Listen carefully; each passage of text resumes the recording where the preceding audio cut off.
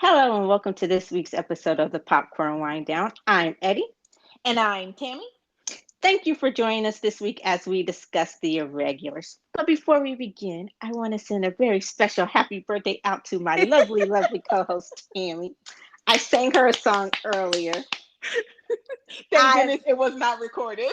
I am under contractual obligation to save my voice, because Beyonce's calling for that backup job, but. Anyway, so this week we are discussing The Irregulars, which is a British mystery crime drama that reinvents the legend of the great detective Sherlock Holmes. And this reimagining is set in Victorian London and follows a group of troubled teens as they are manipulated into doing jobs solving crimes for Watson in the ever elusive, mysterious Sherlock Holmes. Tammy, what did you think of The Irregulars? I was bored out of my mind.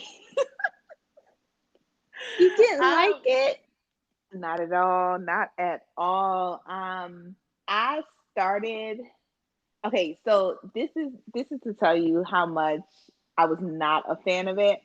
I had to talk myself into finally starting it. I started it, I'll be honest, like on Wednesday, and I was like, okay, I'm gonna watch it.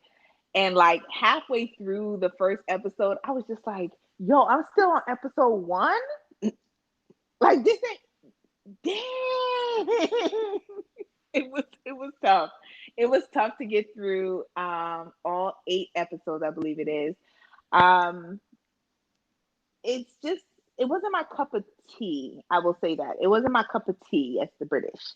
Um um yeah, yeah. I mean, there were some good parts, but overall, no, not for me. Not for me at all. Which I'm sure can kind of tell you what my ratings is going to be at the end. But let's see how low we go. Oh man. Let's see how low we go at the end. What I will say is that I think the acting was good. I had no problems with the acting within the show. The first episode, when they were, I think it was like uh, B and Billy were talking about Billy, Spike, and B were kind of like having a conversation after B like pulled Billy from like fighting. Mm-hmm. And the feeling that I first got when they were having the conversation and they were just going back and forth real quick was one movie that I really really love is King Arthur with Charlie Hunnam. That's the Guy Ritchie one, right? Mm-hmm. And I love the how quickly they talk, which is Guy Ritchie is also Sherlock Holmes, right? With Robert Downey Jr. Yes.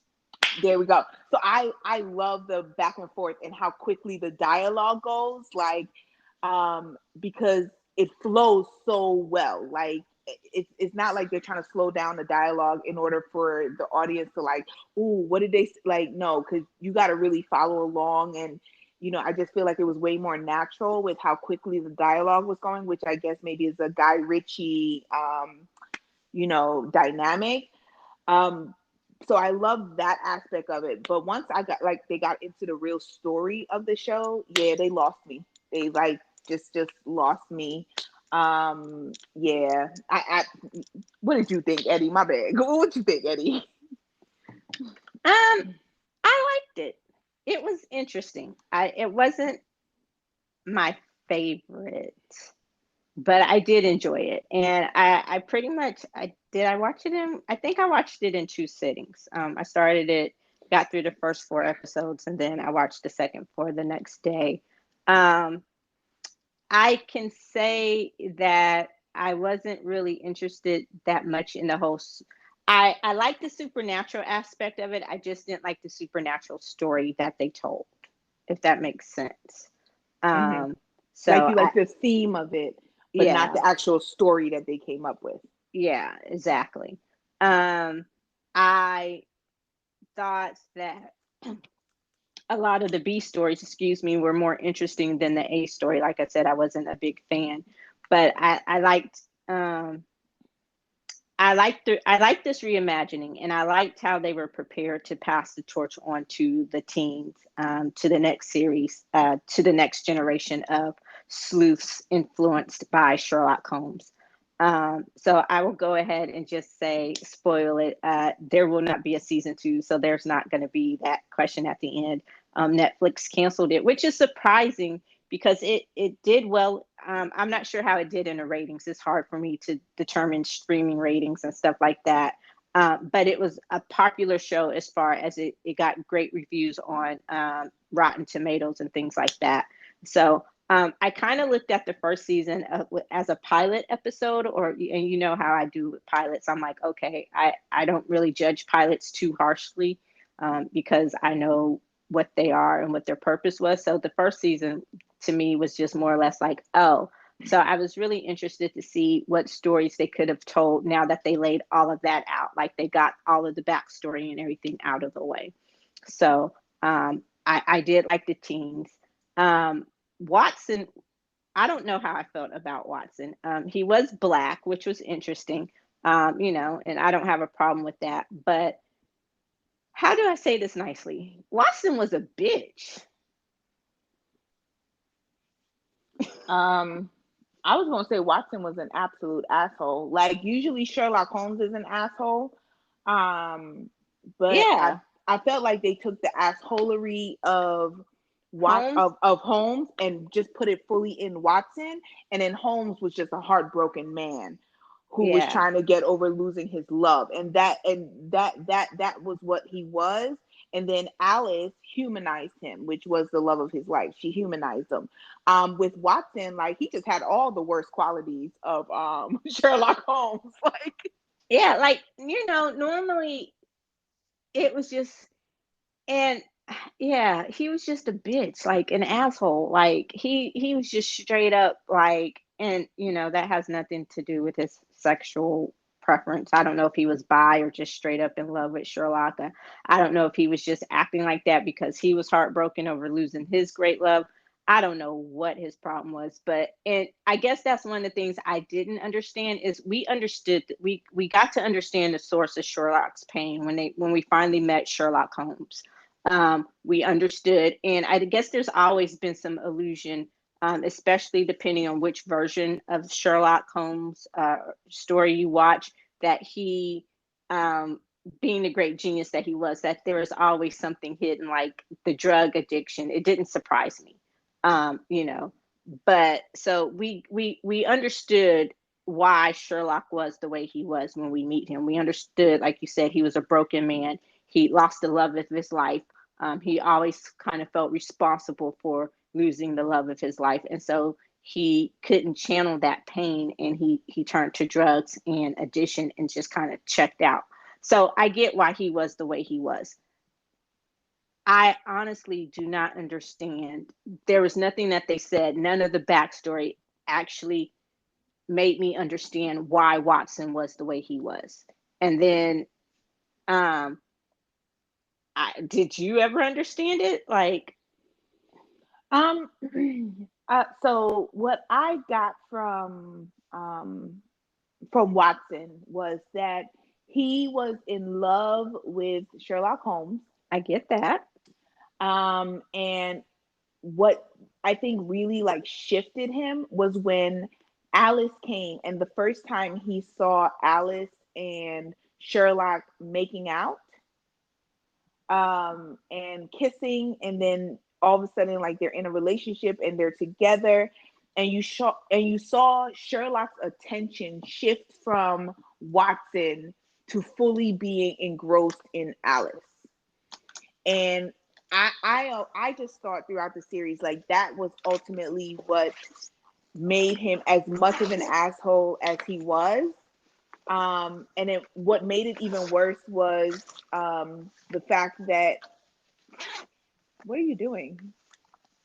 Oh, I'm sorry. I'm listening. No, you can hear everything that you're doing.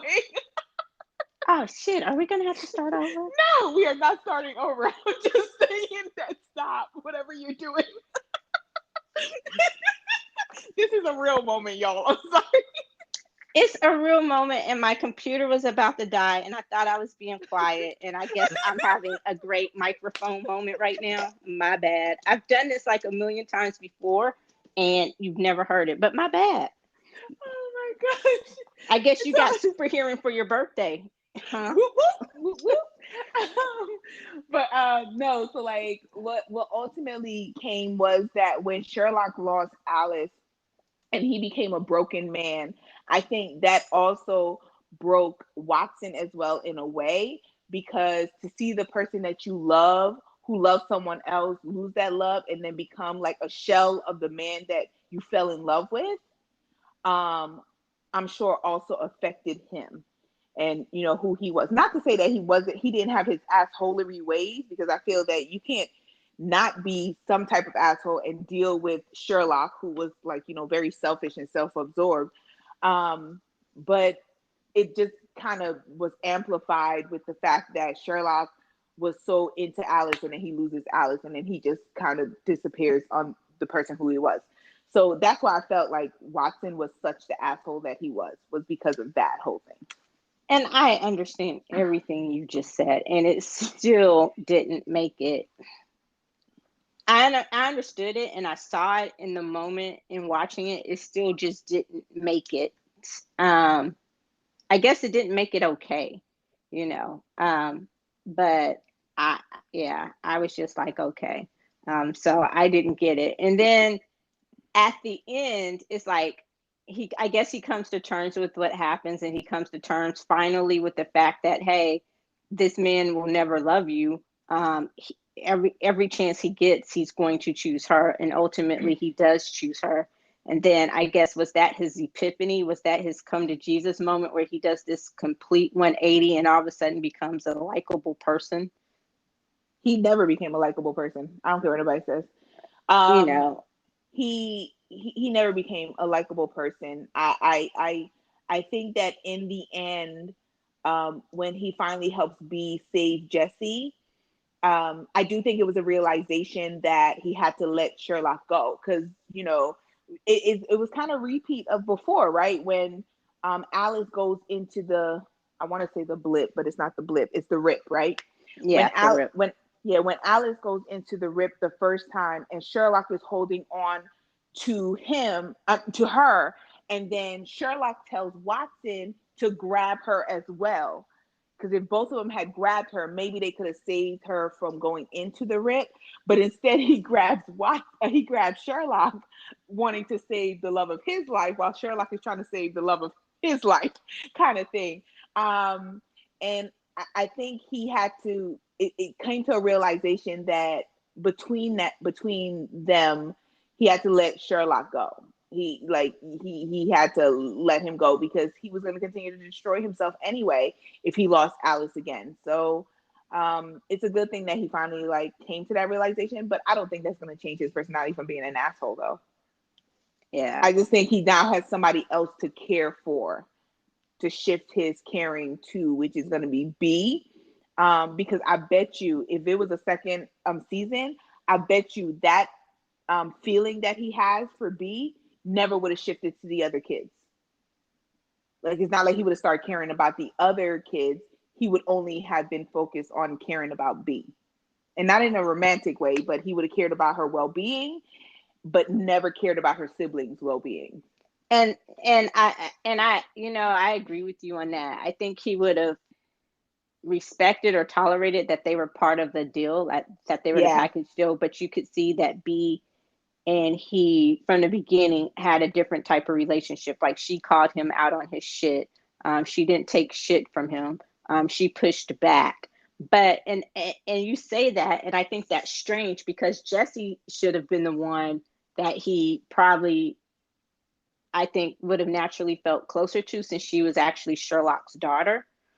Um, but so that to me was just like, But was she really Sherlock's daughter? I mean, she shared his DNA, but at the end of the day, when he looked at her, he probably saw her as Alice's daughter rather than being really Sherlock's daughter. yeah.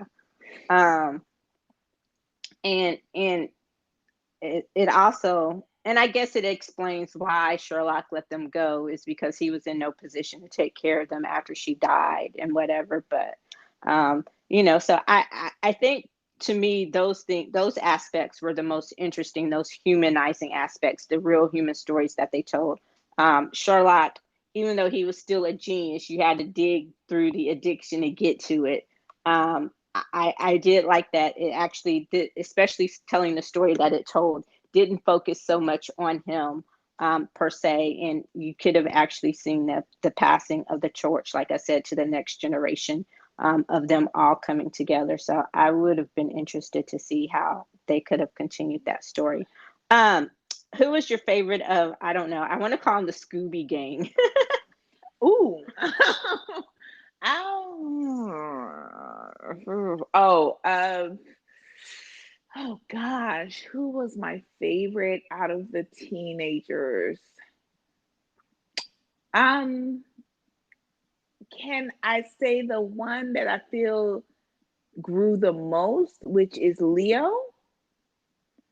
Yeah, I liked Leo. I liked his growth over the season. Like, I'll be honest and say I didn't pay attention to every single scene in the show, but I will say, from how he appeared in the first episode to how he appeared in the last episode, I saw definite growth with him as a character, and the sacrifice that he makes at the end, um, just to save Billy, walking away from B, and just his heart breaking and her heart breaking. And, I guess one thing would be to kind of see like how that would have developed. Because I agree with you when you said that the B stories were better and more interesting than the A stories. Than the A story of the Rip and that supernatural aspect of it. Like, I think if that was lessened within the show, then I may have enjoyed it a little bit more, because I did like the backstories of them, of the Scooby Gang.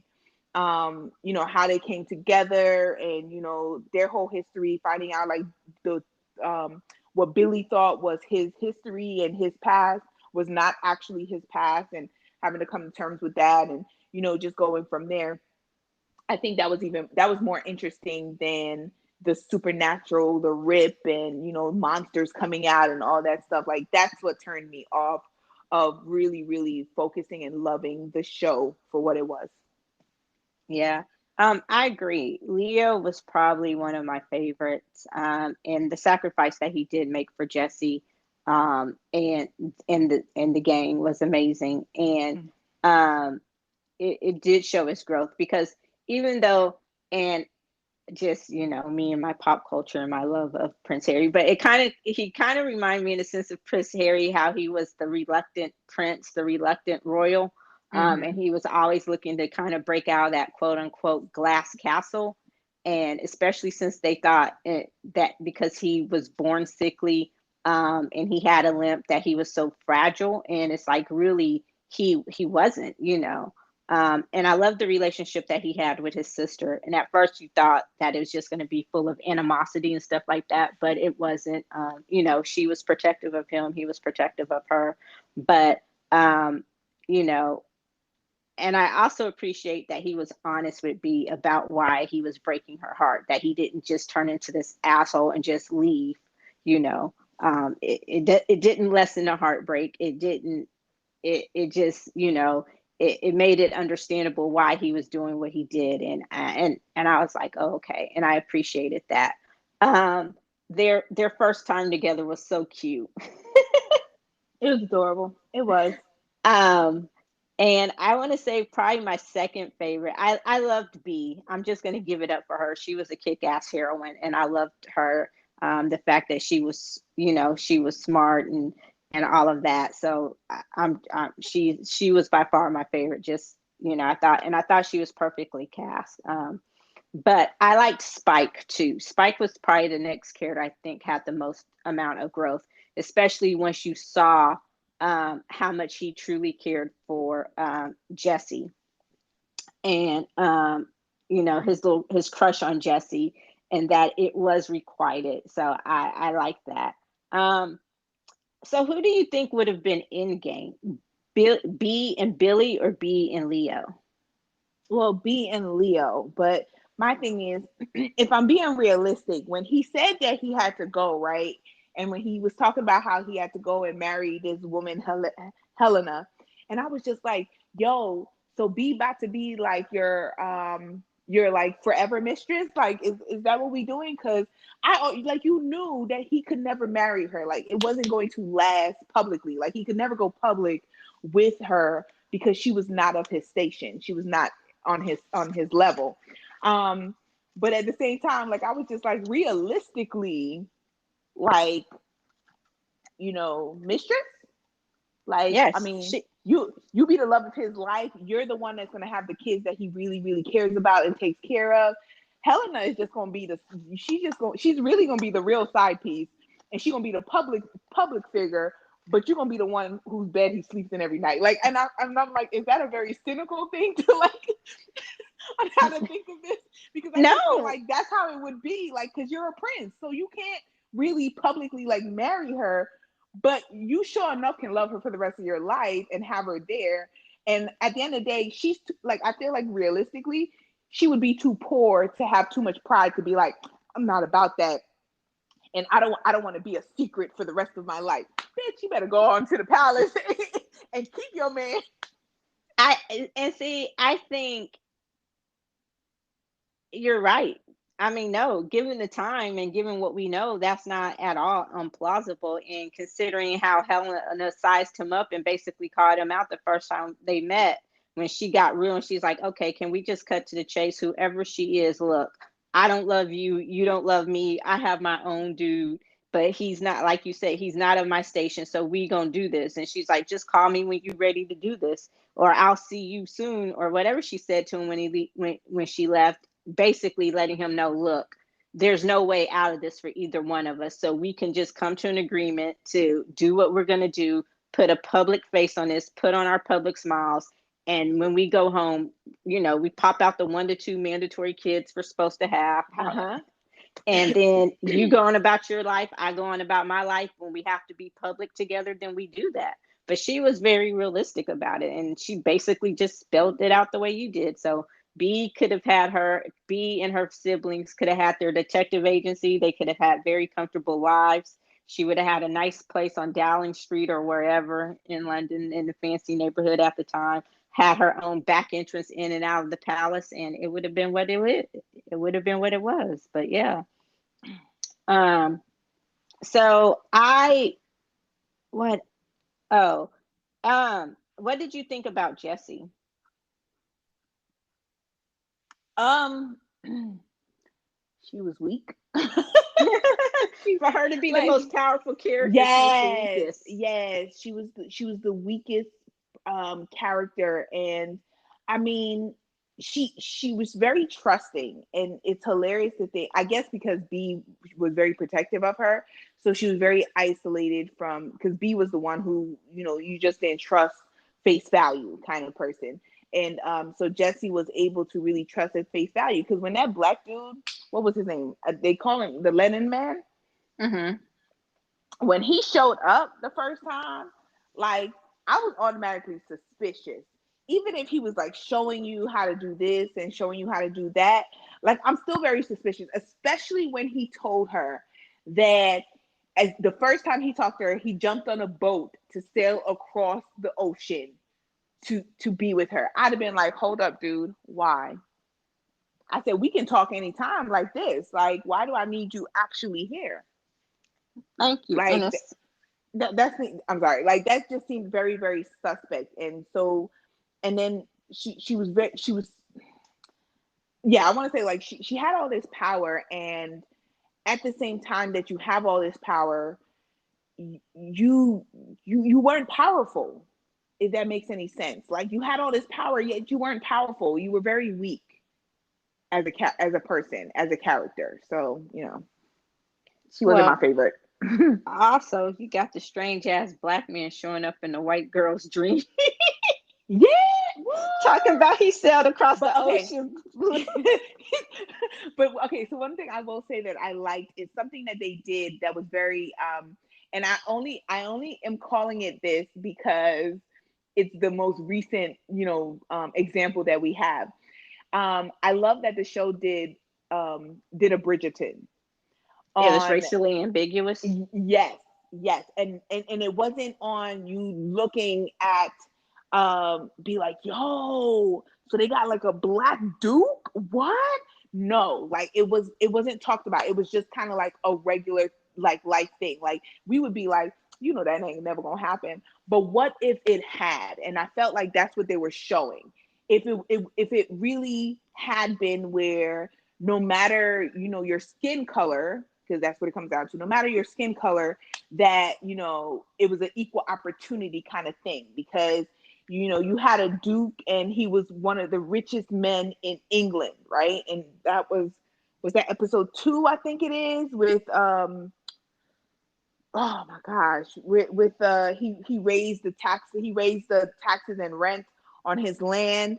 And so the woman was controlling, like, she was cloning people in order to kill him and his wife or whatever. Like his wife was white, so his kids were biracial. But I like that. Like it wasn't a talked about thing. Wasn't a big deal. It was just like, yeah, he's the duke. Like we're gonna talk about the fact that he's the duke, not the fact that he's a black duke, kind of thing. So I like the ambiguity. That's the word, right? Mm-hmm.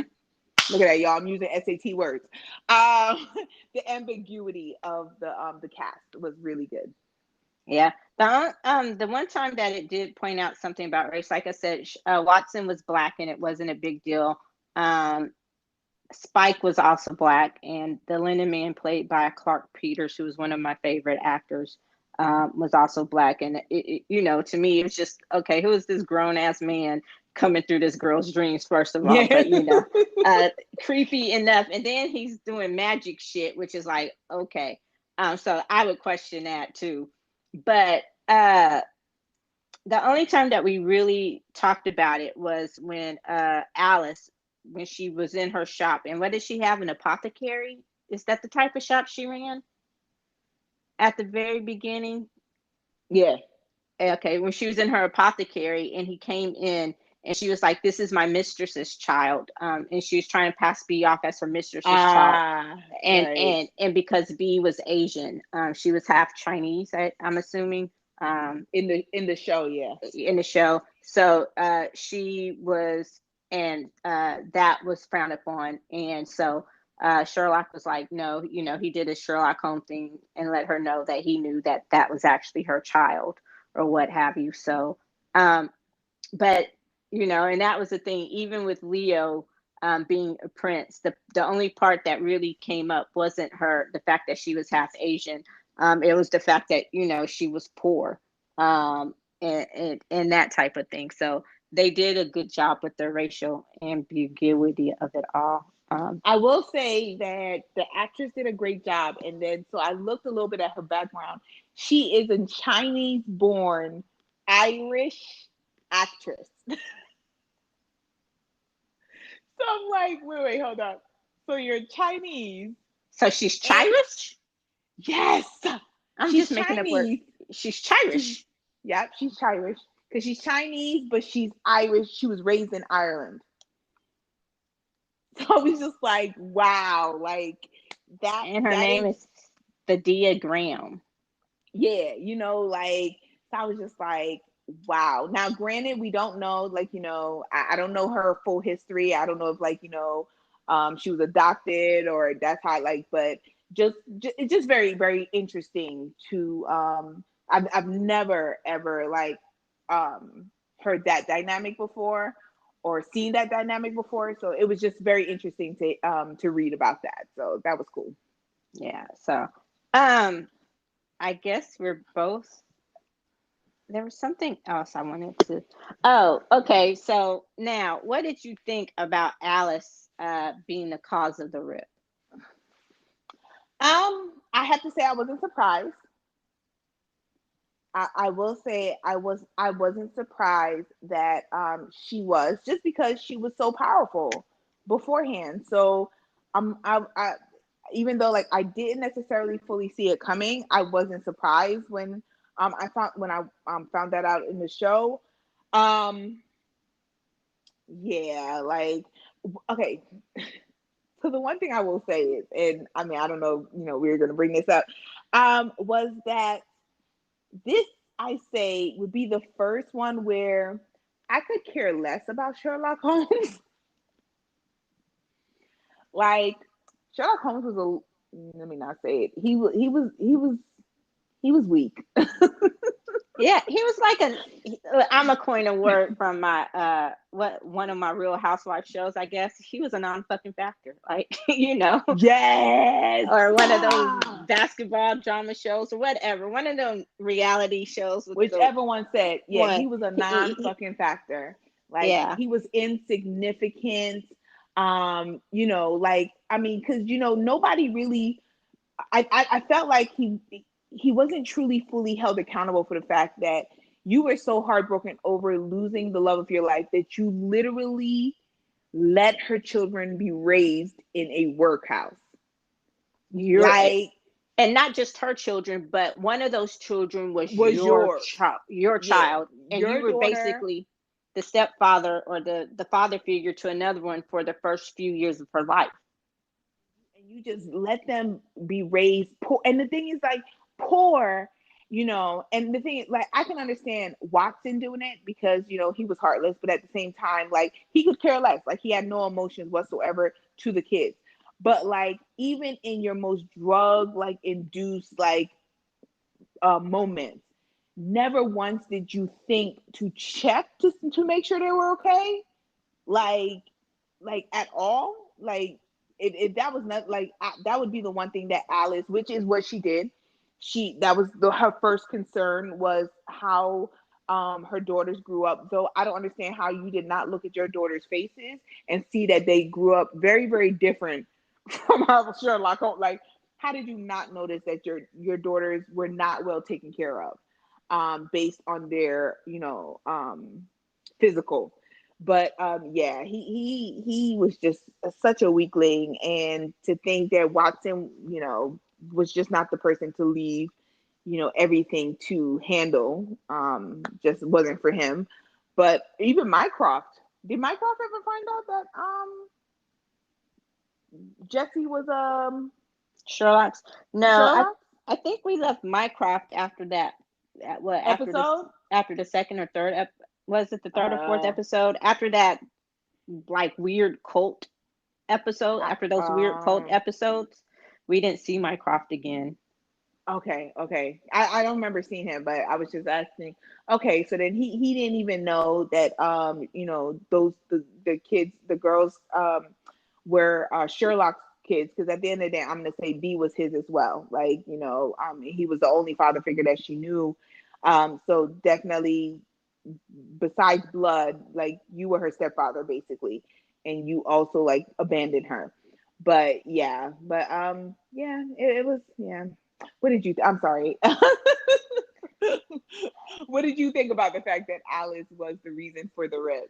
um I'm with you. I wasn't surprised. I'm not going to say I necessarily saw it coming, but I knew, as much as they kept alluding to her, that she was somehow connected to it. I didn't know whether she was going to have to come in to try to stop it or whatever. And I guess the rip, for those of you who didn't watch this, it was more or less like purgatory, because she hadn't fully crossed over, and she was pretty much the only one there, which is confusing because I don't know and necessarily. No, she wasn't the only one there, but she didn't have anybody of her Her own. own. Okay, I So was she gonna was say, by because herself in purgatory. yeah, I didn't understand where the linen man came in and all of that, but basically, and she controlled him, I guess. So she pretty much, which doesn't make sense. It seems like to me she would have had a better shot of accomplishing her goals if she had shown up herself, instead of sending the linen man. If Jesse had connected with her from the beginning instead of the linen man, she may have had a better shot. Um, that's just me, uh, putting way too much thought into it. But so I don't know. Like I said, as far as her being the girl's mother, and I get that connection. The backstory as to what happened with her and Sherlock was interesting, and how the kids ended up the way they did. I was invested in that. But as far as bringing her back to be the cause of all this destruction and all this evil and all this harm, I get it. Being in purgatory by yourself basically can drive someone crazy, and she didn't realize that she was as batshit crazy as she was, I guess at that point. But I really was, like I said, I really wasn't invested in it. I got the supernatural of it all. I understood it. And I liked it when it didn't have to do with the rip. Like the crazy cult shit was kind of funny. I liked that. I enjoyed that story. Like having it, I guess, if we had done this instead of it being a bingeable show and it had been a weekly show, then I would say where the supernatural episodes where you have the story or the ghost of the week or and it may have carried over an episode or two. I liked those stories better, the contained ones better than I liked the actual whole story of the rip. So like I said, I would have been interested to see. I thought of the first season as a pilot, and when it ended, I can say, oh, okay, that was interesting. And I said, if it is renewed, which the cancellation came quick for Netflix, like a month after it debuted. But I was going to say, if it had been renewed, I would have been interested to see how they fixed some of the kinks and where they would have taken it in season 2. And I think part of the reason why Sherlock was such a non-factor is because the story wasn't meant to revolve around him, which, I thought was very interesting. So, and I like that you had that he had a definitive end in this, where it wasn't something where you could keep going back to him. He found his peace, whatever it was, in the rip with the crazy love of his life. So, and I guess we were going to see Watson's somewhat redemption, maybe made him, like you said, I don't think he would have ever not been an asshole, but maybe he would have been more likable. I mean, yeah. I mean, we could have seen him actually working with them rather than manipulating the teenagers. He could have been working with them rather than manipulating them the way that he was doing in the beginning. Yeah. So, there's some places it could have gone. So although I was a little surprised by the cancellation, I'm not going to say I was heartbroken by it. It wasn't one of those shows where I'm just like, no, I can't believe, like my Woo Assassins. It wasn't like, a dagger through the heart, even though technically it's not canceled. They're getting their wrap up movie. Yay, Woo Assassins. But, I was just like, oh, okay. It could have gotten better, I guess, is what I'm saying. Over time. I love that. That was an enthusiastic overtime. So, if it hadn't already have been canceled, would you have been okay? Would you have been excited for season 2? No, I wouldn't have been excited, but I would have understood if it got a season 2. Okay, so what I will say is, like I said from the beginning, acting phenomenal. I think the acting was really, really good. The ones who played the teenagers, great acting. The adults, great acting.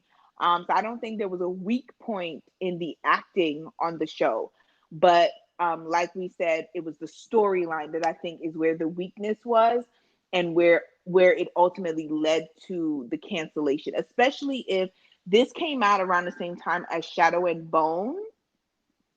And Shadow and Bone like excelled, like it just, it became so popular so quickly. So if you're being compared to the show that's kind of similar in theme, that came out around the same time, and you don't get that popularity, I can understand the cancellation of that show and the renewal of Shadow and Bone.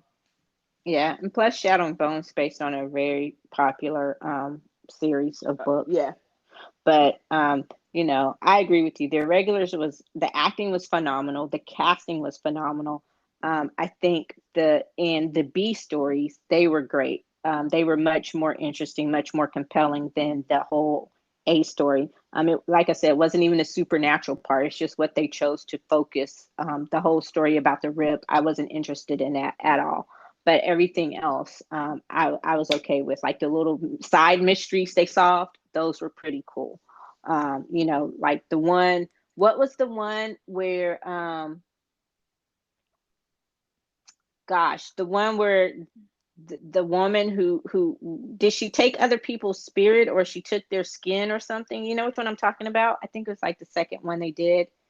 Where With the kids. She became Oh, she took their teeth. The tooth fairy. Yeah, the Yeah, tooth Tooth fairy. Fairy. Yeah, so Yeah. those were interesting to me. Like those little side mysteries were Mm-hmm. great. They were very interesting, but the overall big one, the big picture one, not so much. So that could have been something that they worked out. It was kind of like a cross between the X Files and I guess Sherlock Holmes. Like X Files meets Sherlock Holmes for kids, the Scooby. So the X Files, a modern, a Victorian Scooby Doo meets Sherlock. Oh gosh, not a good combination we can see. Maybe that's why it was doomed. But I did like I love the X Files, so I love that aspect, and I love supernatural shows. So okay, I'm gonna go first this time because I am scared. I am terrified. I hope I Okay, talked wait, you wait. up. Let me just say one thing before you give your ratings. It was not worse than Mulan. I'm gonna just put that out Ah, there. okay. But go I, ahead, go ahead. What was I'm your rating, hopeful Eddie? since we know Mulan is the bar for bad. Woo! Um, I'm going to give it a 3. And I realize that is generous, but like I said, the acting, the casting, um, the backstories, the B stories were enough to make up for the shortcoming. And I would have given it a second season just to see how they would have improved upon the first. So because of those things, I am going to give it a 3. Okay. I will say after this discussion, I am going to change my ratings. And it's not by that much, but it's better than what I was going to give it. I'm going to give it a 2.75. And ultimately, the 2.75 is the acting. I continue to say that the acting was phenomenal, and I would love to see what the next project for a lot of these actors that was in this show is going to be, because I think they were great at it. But the storyline killed me. The fact of saying that I had to drag myself to watch this whole series, it did not hold my interest. It did not pull me in. I was not anticipating the next episode. I even went to the point where I had it playing in the background and I was doing other stuff because I was not focused on it. And I would just look at the screen every once in a while. But the acting was definitely great. I'm okay with the fact that it doesn't get a second season because I was gonna completely axe that if you tried to put it on the list. I was gonna say absolutely no. But other than that, yes, so 2.75 is going to be my ratings. Would I suggest that people watch this? I'm going to honestly say no. You can definitely bypass it. I watched it for you, and I'm letting you know you don't need to watch it yourself.